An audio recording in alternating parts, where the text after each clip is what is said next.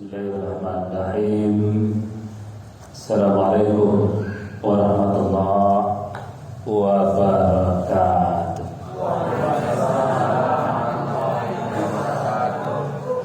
Alhamdulillahilladzi nahmaduhu wa nasta'inuhu wa nastaghfiruhu wa na'udzu billahi min shururi anfusina wa min sayyiati a'malina may yahdihillahu fala mudilla lahu wa may yudlilhu fala hadiya lahu. Asyhadu an la ilaha illallah wahdahu la syarika lahu wa asyhadu anna sayyidana Muhammadan abduhu wa rasuluh la nabi ya ba'dah. Bapak-bapak, ibu sedang jemaah maghrib, insyaallah dimuliakan Allah. Bersyukur kita kepada Allah atas segala limpahan nikmat beserta karunia diberikan, alhamdulillah. Pada malam dan kesempatan baik ini, dengan izin Allah, kita bisa melakukan berbagai kegiatan dan aktivitas. Salawat barakah salam kita mohonkan pada Allah, semoga dilimpahkan pada arwah kita, yakni beliau baginda Rasulullah Muhammad SAW, dengan ungkapan kalimat Allahumma salli ala Muhammad wa ala ali Muhammad. Bapak Ibu sedang jemaah maghrib rahimakumullah, sebagai rujukan dan renungan kita malam ini, kita akan lihat satu di antara ayat Allah, di mana Allah berfirman, A'udzubillahi minasyaitonir rajim. Bismillahirrahmanirrahim. Walau anna ahlal qura amanu wattaqaw lafatahna alaihim barakatim minas samai wal ardh. Sadaqallahul azim. Kata Allah pada ayat itu, dan jika sekiranya suatu penduduk negeri atau suatu kelompok di mana manusia atau masyarakat itu berada, lalu mereka beriman dan bertakwa, la fatahna alaihim, sungguh kami Allah akan mencurahkan kepada mereka barakatin minas samai wal ardi, nilai-nilai keberkahan apa yang ada di langit dan apa-apa yang muncul di permukaan bumi. Maha benar Allah dengan segala firman-Nya. Al-Quran surat Al-A'raf ayat 96. Bapak Ibu sedang jamaah rahimahullah, nyatanya di dalam Islam, agama yang sempurna kebenaran itu, kita tidak hanya bicara persoalan fasilitas, kapasitas yang membawa nilai-nilai kebenaran, kebaikan, keberuntungan yang kita sebut kenikmatan dunia itu. Tapi juga dia akan membawa segala kebaikan, kenikmatan, ketentraman hidup akhirat. Pada kesimpulannya, kalau sudah baik, nikmat, bahagia kapasitas dunianya, maka secara otomatis baik, bahagia, nikmat kehidupannya di akhirat kelak. Maka dari itu menurut Allah, jika ingin dia bahagia dunianya, nikmat dan keberuntungan dunia itu ada, maka kata kuncinya terletak pada dua bahagian besar itu. Yang pertama, Allah menyebut amanu. Yang kedua, at-taqwa. Bapak Ibu sedang jemaah rahimakumullah, dua bahagian ko nyatanya yang sering awak baca,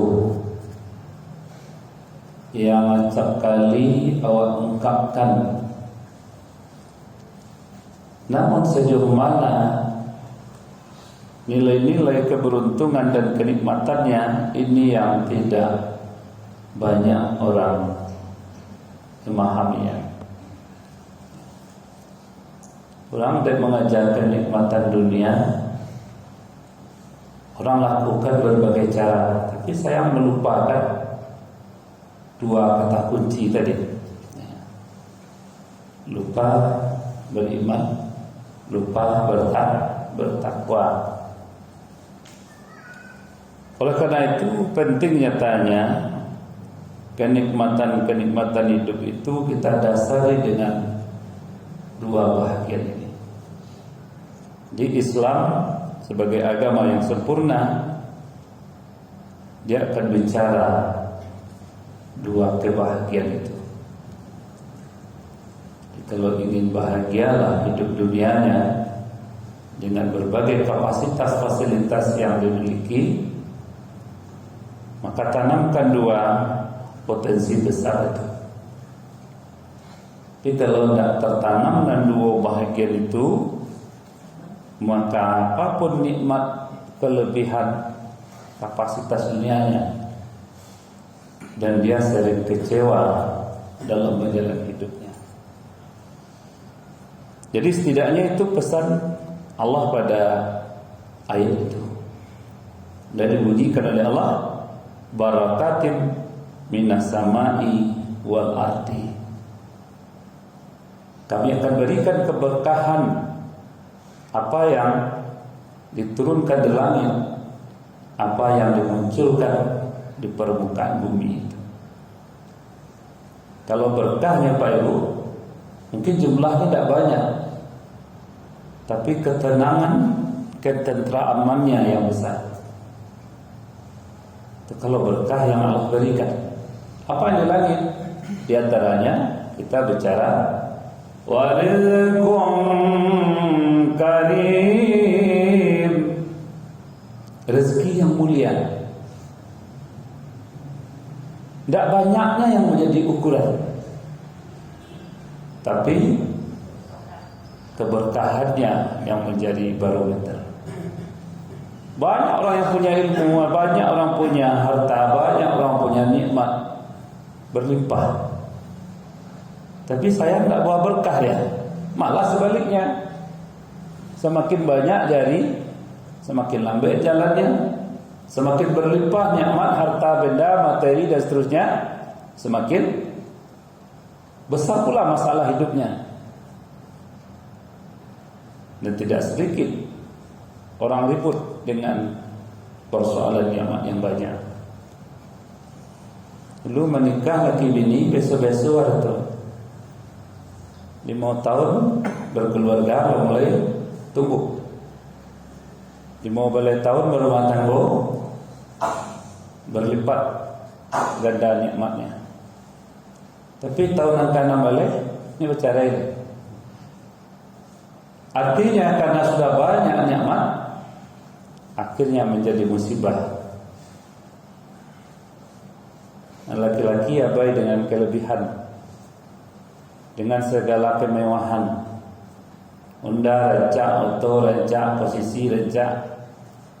Nyatanya tak ibu sana rencak rumah.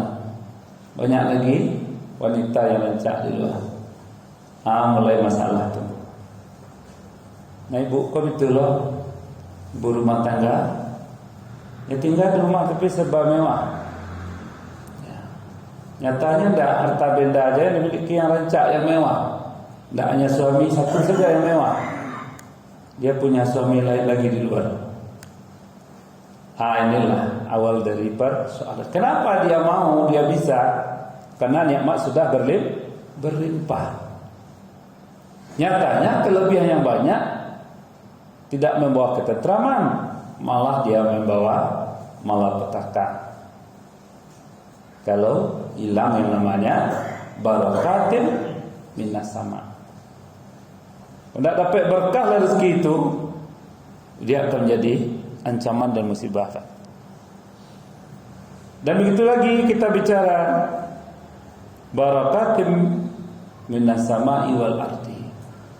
Apa yang ada di dunia, yang didapatkan di dunianya, yang dia miliki dalam hidup, dia tidak membawa keberkahan, tapi membawa sebuah kegelisahan.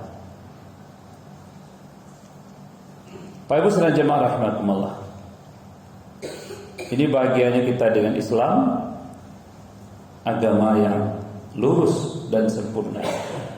Maka Allah himbau dalam ayat, Faqim wajhaka lid-dini hanifa fitratallah. Maka hadapkanlah wajahmu kepada agama yang lurus Allah turunkan sebagai satu fitrah. Allati fataran nasi 'alaiha. Kesempurnaan Islam itu sesuai dengan fitrah yang ada pada tiap-tiap dirimu. La tabdila li khaliqillah. Jangan kamu robah apa yang Allah turunkan. Dzalikat dinul qayyimah.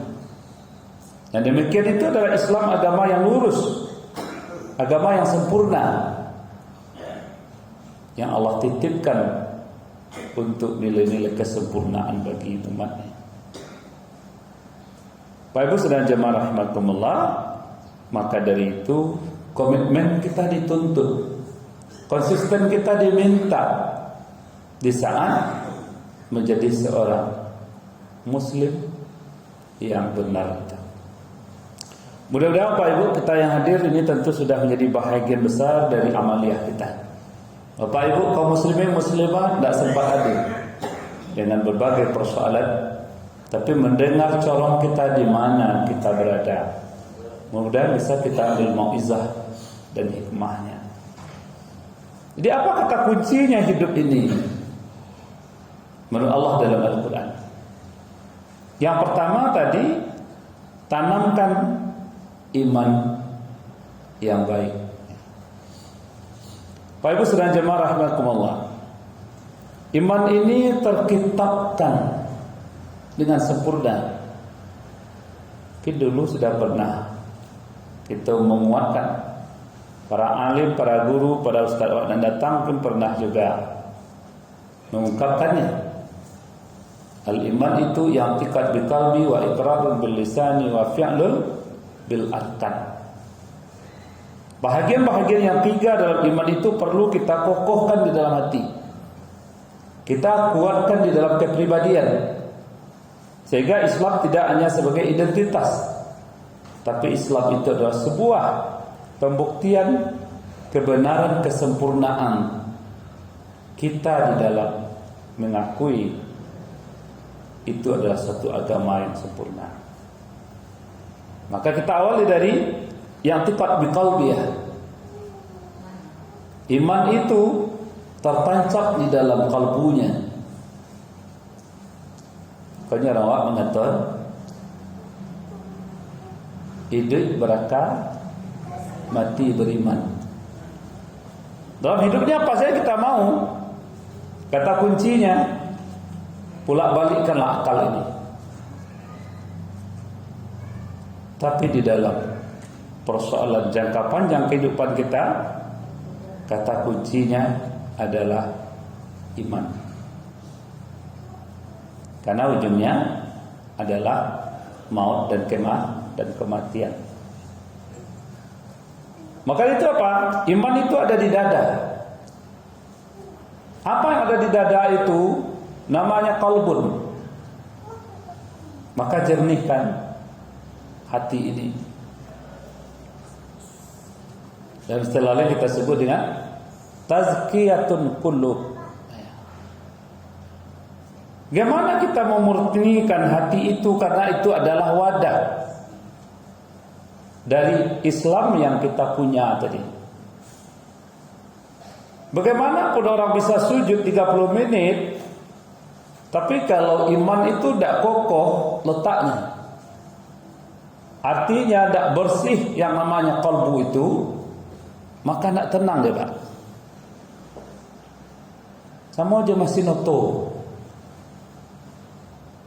Barangkali nak servis ke bengkel-bengkel yang terkenal.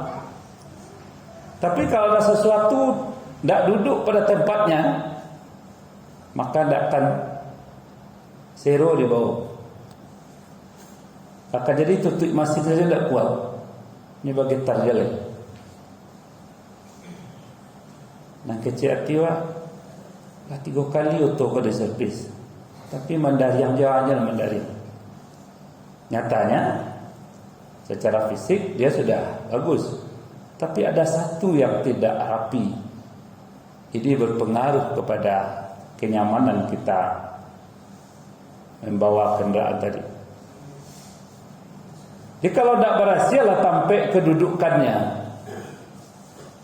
Iman itu yang namanya hati tadi. Jika gue membuat kue, membuat sambal, maka hati itu adalah wadahnya. Hati itu adalah piringnya, tempat kedudukan dari iman itu. Maka ini yang perlu kita jernihkan, kita murnikan. Di saat posisi dan tempatnya itu bersih, kalaupun kurang bersih pun masalah yang kita hadapi, dia akan bersih secara keberadaannya. Heboh persoalan hidup. Lado 100,000 sekilo. Nah minyak mani kalau dia turun lagi. Penghasilan banyak itu juga. Tuntutan hidup besar. Baban barek sumuluang batu. Tapi di saat hatinya, kalbunya itu bersih, masalah-masalah yang terjadi tetap bisa dijinakkan. Tapi kalau tidak bersih hati nama ilmu, tidak bersih hati nama jalani, tidak bersih kita untuk menyikapinya, maka seketik saja masalah heboh. Kapatang minyak naik, lalu cari lompat ke jibu. Ini naik lola 2 kali. Jatuh talak. Nang kecil ibu kau 100 ke 100 je piti udah gia lagi. Apa kerepek ini minyak saya 50,000. Lawak songgok 25. Tahu je tempe itu kerepek na lain bang. Tu waktu minyak naik tu. Atau kenapa apa itu kalau jo penghasilan sebenarnya itu sebulan. Akhirnya lado orang jadi 100. Nah piti ke 100 ya tinggal. Itu je piti kau daging. Nah tentu udah kena lado sekilo dah. 100. Yang kami minyak lado tentu repeknya. Itulah persoalan hidup. Kalau tidak jernihlah hati menyikapinya, tidak kokohlah hati ini untuk menghadapi persoalan. Tiap sebentar sekalimat heboh ku keluar. Kalau tidak mungkin dah carilah dan kini kau jauh. Minta cari kau mungkin agak 10 kali. Punya bawa dia serumah. Anak kecil apa itu? Kok itu kan tak dan cari dia kini kau jauh. Kalau ditulislah ke buku, mungkin tak muat buku seletih kalimat cara itu. Apa persoalannya? Nyatanya hati ini yang tidak duduk di tempatnya. Hati ini yang tidak murni lagi. Sedikit saja persoalan, hebohnya minta ampun. Bapak Ibu sedang jemaah rahmatullah. Ala wa inna fil jasadi mudghah wa idza salahat salahal jasadu kullu wa idza fasadat fasadal jasadu kullu ala wa hiyal qalbu. Maka itu kata Rasulullah, ketahuilah bahwa sungguhnya dalam tubuhmu itu ada sepotong daging. Apabila yang sepotong itu baik, baiklah yang lainnya. Tapi ingat, apabila yang sepotong itu jelek, kotor, rusak, maka binasalah yang lainnya. Ala wahiyal qalbu. Itu nanti namun dengan hati. Kata pak aku seketik eboh. Payah kan masjid ni dana orang wirid. Payah dah. Parah nanti lagi. Kenapa? Hati tadi yang tidak bersih lagi.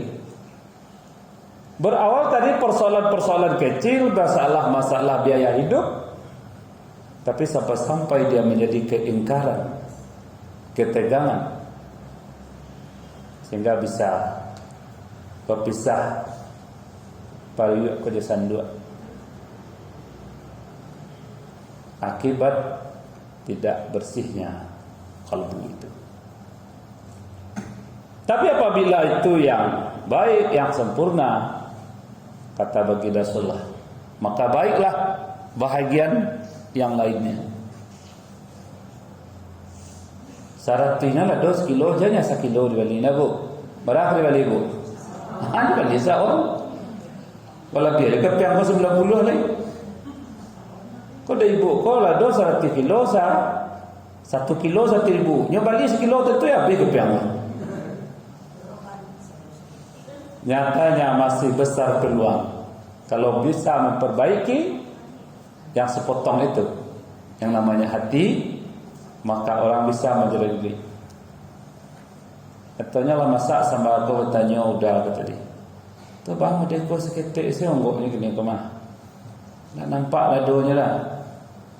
Kali dah dana aja mah 100 lado 1 kilo. Yang biasa bawa beli 1/2 kilo. Tadi beli saon saling. Di saat yang sepotong itu bersih, bersihlah ungkapannya, mulutnya, bersihlah caranya menyajikan, dan bersihlah sikapnya menerima. Oh begitu, yalah. Hati gajah sama kita lapah, hati tungau sama kita cacah. Nya sambut dia udah kata tadi. Kok tiko banyak sama dibagi, kok tiko ndak sama kita nikmati. Habis tu kalau lah 15,000 lah 12 kilo, awak baik separiuk sekali. Hati yang bersih, ucapan yang bersih, pikiran yang bersih, cara yang bersih, membuat tentram, nikmat makannya siang itu. Tapi kalau tidak bersih, kaji dibaca oleh alah mulut ribut, nasi dimakan, susahkan, air diminum, masuk duri. Akhirnya tak jadi makan nampak ibu kodok. Bahayanya iman kalau tak duduk di dalam dada, dia akan merusak seluruh jalur-jalur yang ada di dalam diri. Itu dikatakan oleh Allah, hilang keberkahan yang dari langit. Pada rezeki itu hilang kenikmatan yang ada di bumi. Bapak Ibu sedang jemaah rahimakumullah. Itu kita bicara aspek iman di dalam konsep sosial di dalam diri kita. Apalagi kita bicara iman itu dalam konsep ibadah amaliyah kita. Kalau baiklah iman di dalam dirinya, jangan tinggal ibadah tu leh, solat tu leh, talambek selesai, berhutang langsung. Ayyakun Allah wa rasulahu ahabba ilaihi mimma siwahu. Kecintaanku kepada Allah melebihi dari apa yang ada dalam diri dan kehidupan ini. Makanya Pak Ibu, kisah Zulhijjah yang akan kita akhiri hitungan malam ini. Besok kita masuk kepada Muharram. Kenapa Zulhijjah itu muncul? Satu kali dalam 12 bulan. Satu jawabannya membuktikan iman itu perlu tumbuh subur di dalam diri. Kalau tidak karena iman lah, maka tidak mungkin Ibrahim mengorbankan putranya.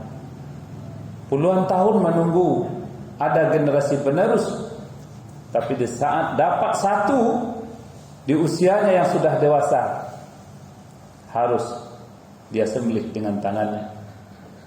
Yang paling menarik, putranya Ismail, dengan iman itulah dia ikhlaskan dirinya. Wahai Ananda, ayah melihat di dalam mimpi menyembelih dirimu.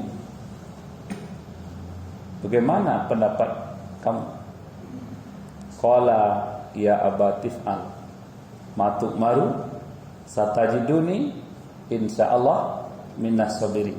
Wahai ayahanda, kalau itu perintah dari Allah, silahkan lakukan. Mudah-mudahan engkau akan menepatiku beserta dengan orang yang sabar. Bapak mana? Ibu mana? Orang tua mana yang mau menyembelih anaknya, yang mau mengorbankan anaknya demi kehidupan? Rasanya tidak ada. Tapi Ibrahim lakukan itu karena imannya kepada Allah. Lalu putranya Ismail, anak yang mana yang mau dikurbankan? Ada yang kau pak tabiah, entahlah dulu. Ada mana pihak pak sih mau ada? Kau cukup awak mungkin baik itu bahasanya. Tapi Ismail putranya Ibrahim dengan iman dia lentur dan lembut mengatakannya. Kalau itu perintah wahai ayahnya, silahkan. Pak Ibu sedang jemaah rahimakumullah. Yang ingin kita kedepankan adalah Zulhijjah itu nyatanya menuntut kita mau dan rela mengorbankan. Tak harus mengorbankan uang, tak harus mengorbankan materi, tapi setidaknya iman yang baik di dalam dada mengorbankan waktunya untuk mengabdi, berubudiyah kepada Tuhannya. Makanya Pak Ibu, salat na 5 waktu wajib dirangkai dengan amaliyah-amaliyah sunat itu. Kasadoalahnya tu kok dilakukan rancak, kok tak dilakukan bagaimana tak masalah. Artinya apa? Itu adalah wujud rasa syukur kepada Allah. Oh rugi wak Allah awak tak salat, tak ada masalahnya. Allah perintah saja. Akhirnya masalah, dirikan salat. Kalau dilakukan, surga hadiahnya. Kalau tidak dilakukan, neraka peluangnya. Pilih yang mana? Jadi memang iman yang benar, dia bicara kecintaanku kepada Allah melebihi dari apa yang ada dalam diri dan kehidupan. Itu kalau iman itu bersih tempatnya, bersih kedudukannya di dalam dada. Tapi kalau iman itu yang tidak bersih tempatnya, posisinya di dalam dada. Banyak orang ngaku beriman, tapi realitanya tidak. Berat hati untuk mengorbankan waktu Bapak Ibu. Padahal tadi tuntutannya tidak banyak. Andaikan sholat wajib itu 5 waktu atau 5 menit satu waktu, 5 kali 5 25. Hanya 25 menit, tidak sampai 30 kan? Tapi Allah turunkan waktu itu satu hari satu malam 24 jam. Kalau boleh kita hitung berapa persen tuntutannya. Dan itu pun orang berat hati melakukan. Kalau badan sehat, kalau fisik kuat, kalau umur panjang, kalau nikmat berlimpah, tapi untuk membangun yang 5 waktu itu Allahu a'lam beratnya.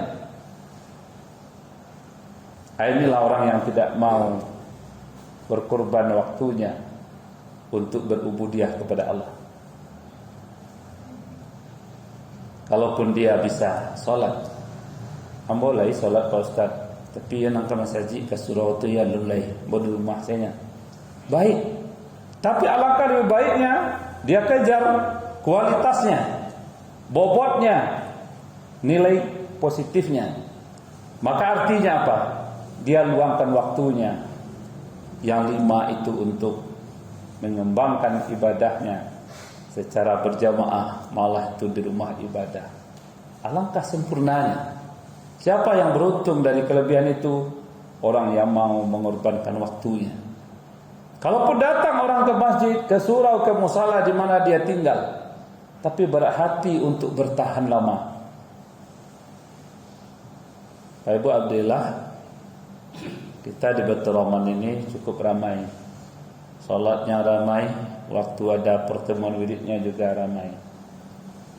Hendak tiba pun hendak datang senyo.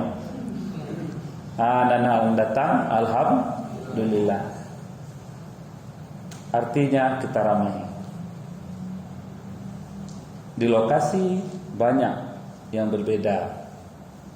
Lain solat maghrib ramai Pak Ibu. Alat tinggal tiba di giliran wirid, hitung jari saja lagi. Kita tidak tahu, mungkin ada kepentingan lain di luar itu. Tapi nak pasti tibolok bisa kok bisa orang kau ramai ini. Padahal beriktikaf di rumah ibadah dengan hitungan waktu itu luar biasa nilainya. Artinya apa? Kalau mau mengorbankan waktunya dari maghrib ke isya, itu luar biasa kualitasnya. Tapi iman yang kokoh lah, iman yang punya bobot baiklah yang bisa mengorbankan waktu itu. Pak Ibu sedang jemaah rahmatullah. Jadi kita ingin katakan iman yang benar di saat kalbunya jernih. Hati yang bersih akan melahirkan kualitas imannya yang besar. Maka itu inilah yang akan kita perbaiki sepanjang ketaatan ibadah ubudiah kita ini. Perbaiki terus. Ittaqullah haqqa tuqatih kata. Pertajam terus iman kamu itu sampai kepada tingkat kualitas bobot yang sesungguhnya. Kalau sampainya pada tingkat kualitas atau bobot yang baik, ibadah itu Bapak Ibu, dia tidak sekedar kewajiban saja. Tapi ibadah 5 waktu ditambah sunnah-sunnah yang lain, di antaranya mu'aqadah. Maksud awak adalah sunat muakkad.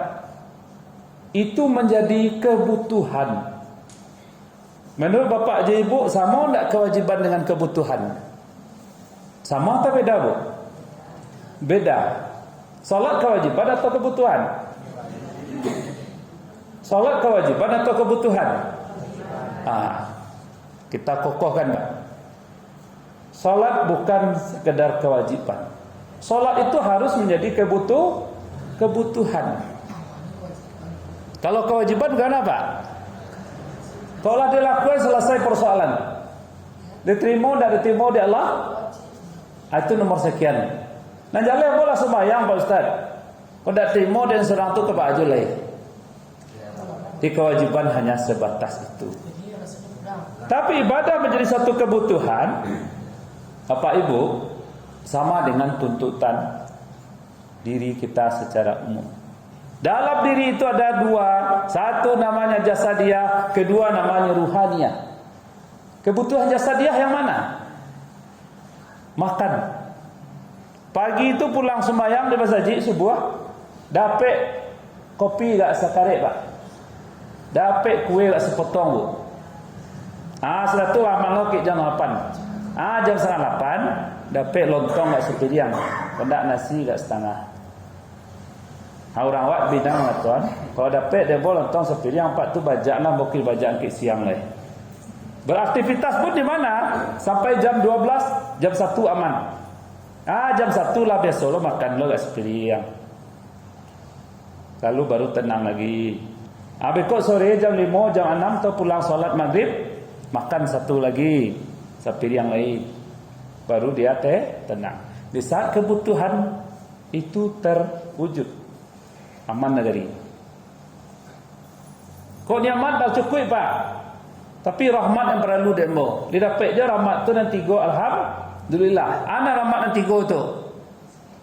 Makan batang buah. Lalu bakaluah buang air radang, lasuah. Katanya tu rahmat itu nanti go tu. Karena itu adalah persoalan kebutuhan. Tapi coba Pak je Bu. Besok dapat kopi tadi jam 6. Lah besok makan lontong jam 7.30 8. Lah besok dapat nasi sepiriang jam 12 tadi 1. Lah besok dapat makan nanti sore jam 5 atau maghrib. Payah kata sampai anak cucu atau menantu keluar di rumah awak di Kota Padang bah. Alah jam 6 hari. Nak menantu kau anak awak lelaki. Nak menantu tu perusi. Lah jam 6 hari dah nampak tanda-tandanya berbasuh. Lah jam 7 hari dah kada berbasuh. Ala jam 8 barunya keluar di kamarnya. Ama, apa? Kami minum apa? Kami minum apa? Je lupa lah jam 8 kan. Baru itulah itu. Ala jam 8:30 baru nyaduan kopi kojo gula. Ya. Aku pa minumlah dulu. Kecil apa kau jibuk konde kau di rumah dan lalu kali dan tadi. Ada siko Pak Ali. Nyodak binanturin. Pacik zada dogo Pak. Ala jam 10 lari, alunya kena bertanya oleh. Asal sawaleh barunya kau tanya. Ama aja Pak, kau makan le kau. Kan lain makan tak mah, lain makannya dia nak pari kalau betul. Akhirnya makan siang kalau jam 2 baru dapat. Yang tadinya Pak kau berniat di rumah cucu, di rumah anak, rumah menantu seminggu. Hari yang kedua lo tukar siapa ngananya. Cai kau di siko anak. Karab di dua adanya kau mah. Hanya panggil anak laki-laki pulang kerja malam. Jam kali saya sewa jam. Lagi ya mah jam berarti boleh sekian. Nak itu aja. Mungkin besok ama japa nak pulang. Baru tiba tadi nak pulang saja. Rumput sudut dapur tu panjang benar. Dicari lo pelana. Ayam ada di rumah 2 pinduan. Padahal persoalannya satu. Di saat kebutuhan itu tidak terpenuhi, maka berubah hati, berubah pikiran, berubah keinginan. Seminggu kena dapat cucu, akhirnya pulang hari yang kedua. Jadi Bapak Ibu, itu kebutuhan jasadiah itu. Begitulah kebutuhan rohaniah ini. Apa kebutuhannya? Dia butuh ibadah. Jadi kalau tidak tepat sajalah waktunya, jangan tidak diberikan lagi. Tak tepat waktunya. Salat subuh jam 5 lewat 5 contoh atau lebih kurang.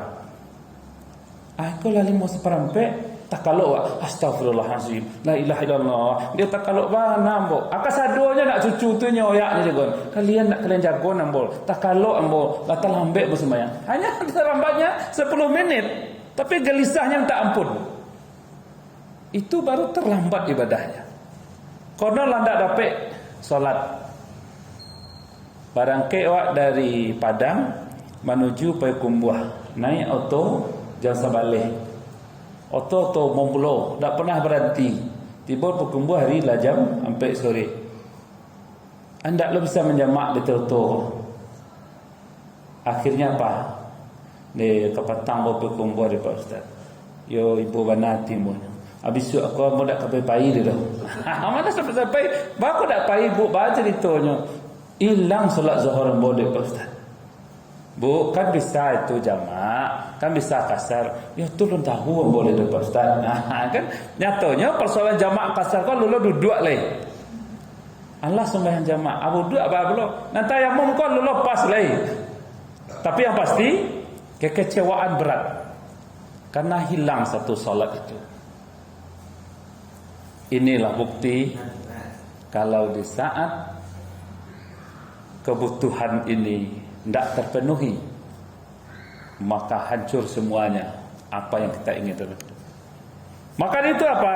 Perlu solat itu menjadi kebutuhan. Jangan sekedar kewajiban. Lebih jauh dia harus menjadi kebutuhan. Bapak Ibu sekalian jemaah rahimakumullah. Itu kita bicara tentang iman. Yang kedua nanti kita bisa lihat dalam konsep lain. Wa ayyuhibbul mar'a la yuhibbu illallah. Iman yang baik, hatinya yang bersih itu dia selalu carikan ridhonya Allah. Kalau tidak ridho Allah, lebih baik saya diam daripada saya bercerita. Pada mengecek-ngecek sianu. Kalau Allah tidak ridho, pantang bagi saya memanfaatkan kalau bukan hak saya. Karam dia ko lah tapaci, santan ko lah ado. Apa cak peranci ko lah tambia. Arimbang ko lupo malih. Kalau jalan lalu ke pasar panjang lulu. Hanya tonya ado rimbang tetangga di sebelah. Lagu tukang dendam. Kata pari ba'a tak ba'a, kata hati jangan tak jangan. Dia lah ndak. Tayuli ikhlasnya bagi asal kendak. Nang kecek pari ambil sela dulu. Kok diminta kok kemarinya sore ndak ada rekod, besoknya kemari je tu. Nang kecek pari lanjutkanlah, tapi hati tetap bicara. Sebelum ketemu dengan pemiliknya, ndak usah dimanfaatkan. Nyatanya iman yang benar, dia selalu Allah ridho apa tidak apa yang saya lakukan ini. Kalau tidak ridho Allah jatuh minta cari dia. Berkata kasar saja pada suami itu tidak mau dia. Begitulah iman itu mendidik mental. Tapi kalau tidak tahulah iman dengan ridhonya Allah, entah mana laki, entah mana suami, mana bini rumah tu sama saya. Anak pak kau kare ngok, ibu kau kare lah ngok pada pak kau lah. Jadi memang hidup butuh iman sebagai kekuatan besar.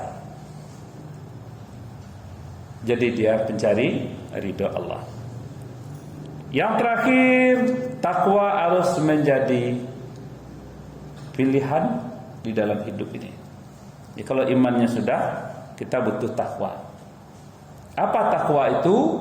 Al-khawfu minal jalil. Ada rasa takut di dalam diri. Apa saja yang akan dibuat. Tiup ayunan tangan, langkahan kaki, detak jantung, denyut nadi tadi, ada rasa takutnya.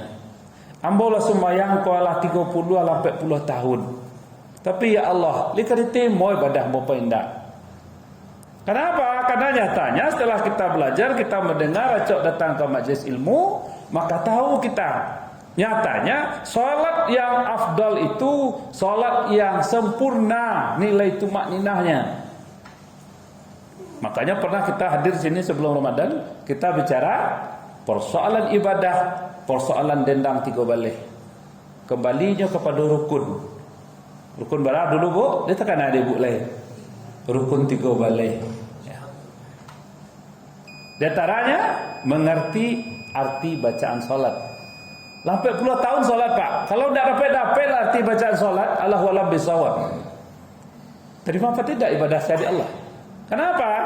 Tidak paham dengan arti solat ini. Oleh karena itu, peluang kita besar sekali mempertajam 2 komponen ini.